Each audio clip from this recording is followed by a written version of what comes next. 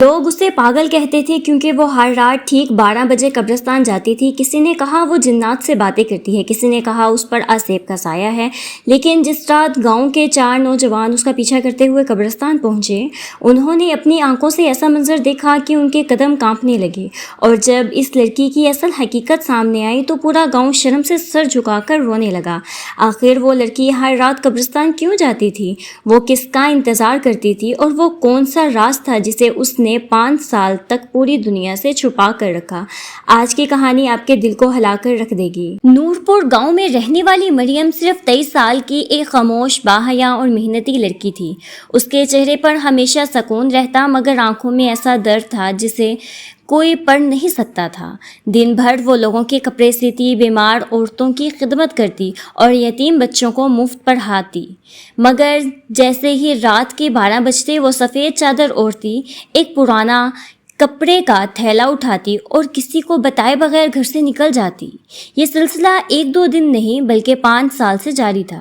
پورے گاؤں میں اس کے بارے میں عجیب و غریب کہانیاں مشہور ہو چکی تھیں۔ وہ رات کو قبرستان میں کسی سے بات کرتی تھی۔ میں نے اپنی آنکھوں سے اسے قبر پر روتے دیکھا۔ اللہ جانے اس پر کون سا سایہ ہے۔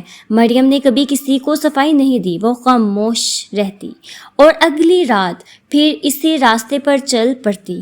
ایک شام گاؤں کے 4 نوجوانوں نے فیصلہ کیا آج اس کا راز جان کر رہیں گے۔ انہیں ذرا بھی اندازہ نہیں تھا کہ آج کی رات ان کی زندگی ہمیشہ کے لیے بدل دینے والی ہے۔ رات کے ٹھیک 12 بجے مریم نے سفید چادر اپنے سر پر لی، ایک پرانا کپڑے کا تھیلا اٹھایا اور خاموشی سے گھر سے نکل گئی۔ چاروں نوجوان کافی فاصلے سے اس کا پیچھا کرنے لگے۔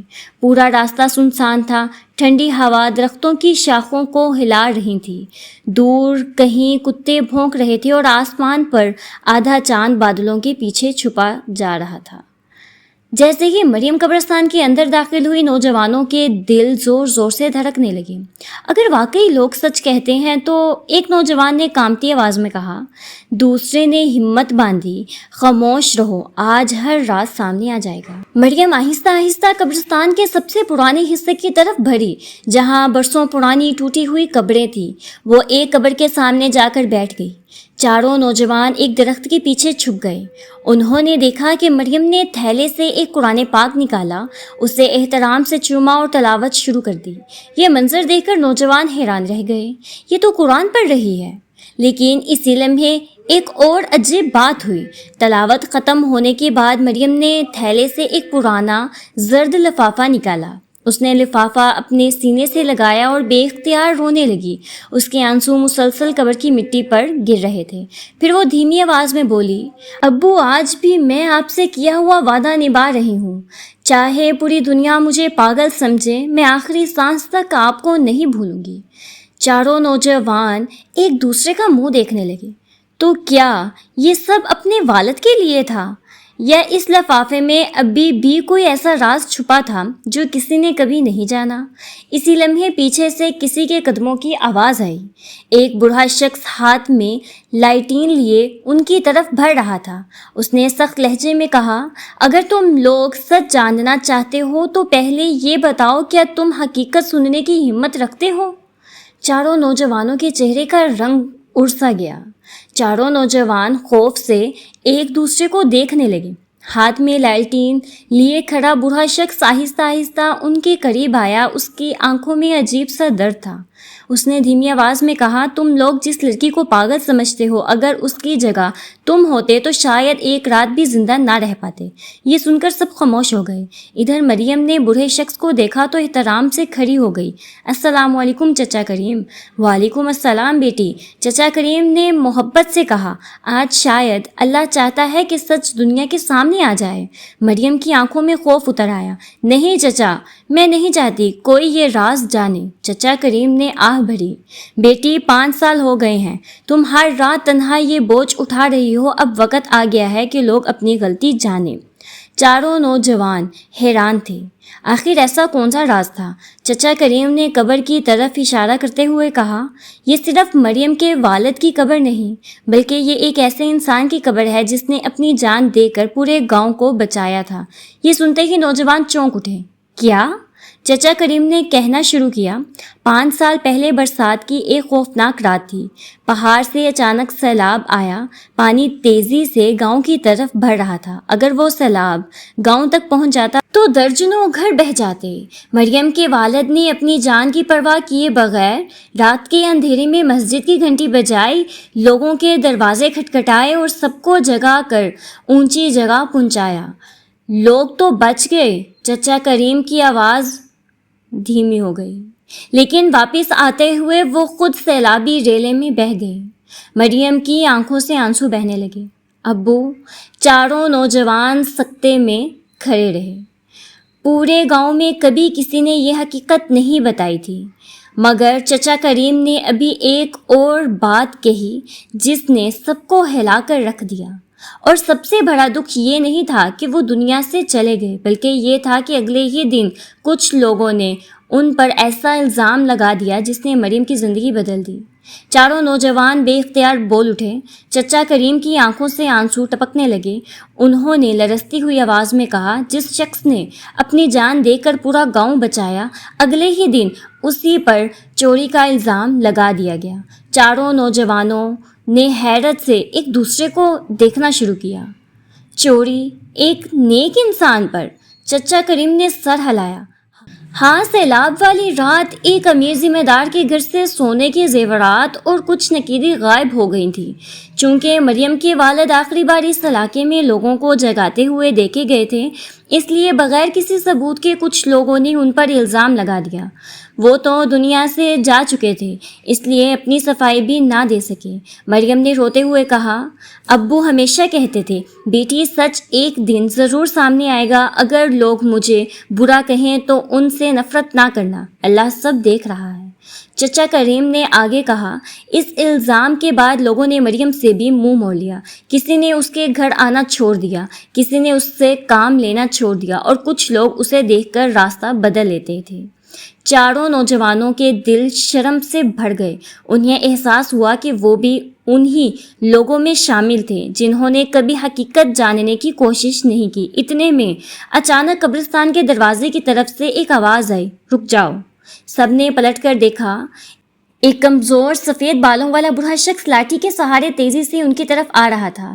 جیسے ہی وہ قریب پہنچا، وہ مریم کے سامنے گھٹنوں کے بل بیٹھ گیا۔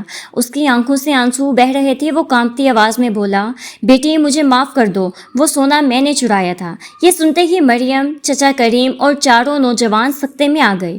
5 سال بعد اصل چور خود قبرستان میں کھڑا تھا۔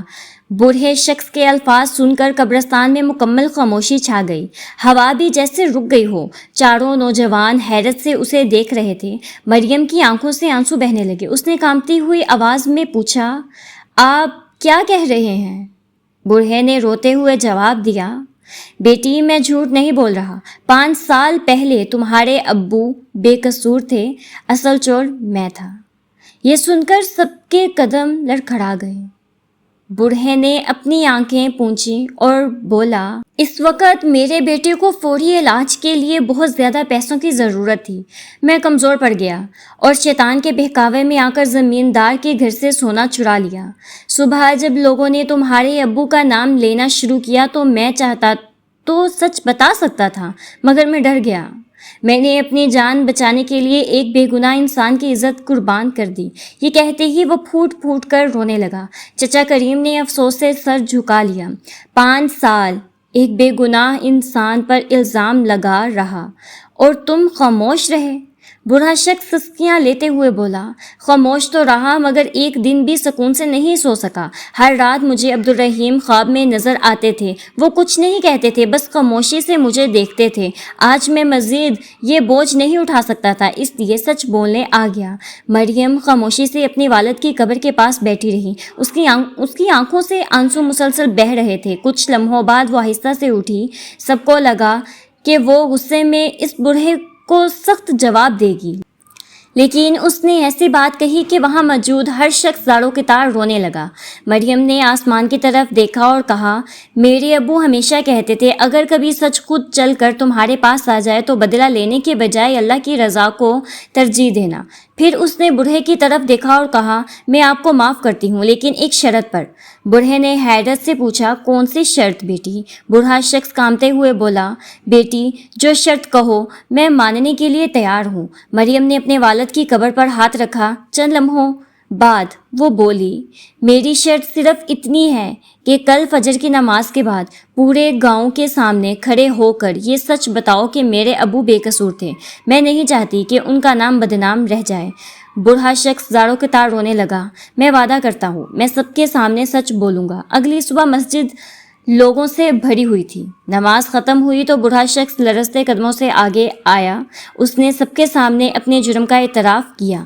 اس نے کہا، عبدالرحیم بے گناہ تھے، چوری میں نے کی تھی اپنی جان بچانے کے لیے، میں خاموش رہا اور ایک نیک انسان کی عزت پر داغ لگنے دیا۔ آج میں اللہ اور تم سب کے سامنے اپنی غلطی قبول کرتا ہوں۔ مسجد میں خاموشی چھا گئی۔ جن لوگوں نے برسوں عبدالرحمان پر الزام لگایا تھا ان کی آنکھیں شرم سے جھک گئیں۔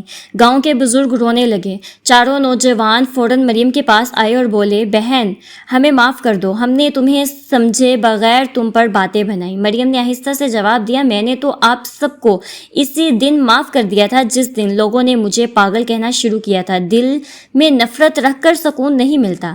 اس دن کے بعد پورا گاؤں عبدالرحمان کو ایک بے قصور اور بہادر انسان کے طور پر یاد کرنے لگا۔ قبرستان کی وہ قبر جس کے پاس لوگ جانے سے ڈرتے تھے، اب وہاں لوگ دعا کرنے آتے تھے۔ اور مریم، اس نے اپنی زندگی پہلے کی طرح خاموشی، صبر اور خدمت میں گزار دی۔ اب جب بھی وہ رات کو اپنے والد کی قبر پر جاتی، کوئی اسے پاگل نہیں کہتا تھا۔ لوگ جان چکے تھے کہ ہر رات قبرستان جانے والی لڑکی کسی راز سے نہیں بلکہ اپنے باپ سے کی ہوئی محبت اور وعدے سے بندھی ہوئی تھی۔ کبھی بھی سنی سنائی باتوں پر کسی کی عزت کا فیصلہ نہ کریں۔ بعض اوقات جس شخص کو لوگ غلط سمجھ رہے ہوتے ہیں، حقیقت میں وہی سب سے زیادہ سچا اور باوفا ہوتا ہے۔ اللہ سچ کو دیر سے ضرور مگر ظاہر ضرور کرتا ہے۔